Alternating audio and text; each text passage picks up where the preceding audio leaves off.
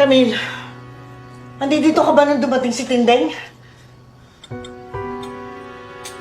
Opo. Anong totoong nangyari? Ayan na naman si Camille. Kinakausap ba kita?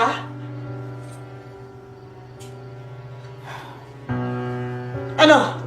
Anong totoong nangyari? Totoo pong pumunta po dito si Lola Tindeng at hinahanap po si Tito Rigor. Tapos nung nakita niya po si Tita Lena, sinugod po ni Lola Tindeng. Nagkatutukan pa nga po ng baril at barisong eh. Ano? Opo. Totoo naman pong nagkasampalan sila.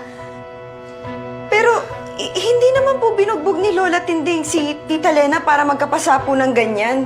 Baka nga po siya lang may gawa niyan sa sarili niya eh. Camille, ano pinagsasabi mo? Si Lena lang gumawa sa sarili niya? Tumahimik ka nga! Ano ba talagang problema mo? O talagang may sayad yung utak mo? Camille, napakasinungaling mo. Nakita mo naman kung paano ko sinaktan ng demonyo nanay niya eh. Baliw ka eh, no? Tama na, Marites! Rigor, hindi ko naman ipapahamak yung sarili ko eh. Kasi si baby yung madidelikado eh. Tigilan mo na nga yung baby-baby mo dyan!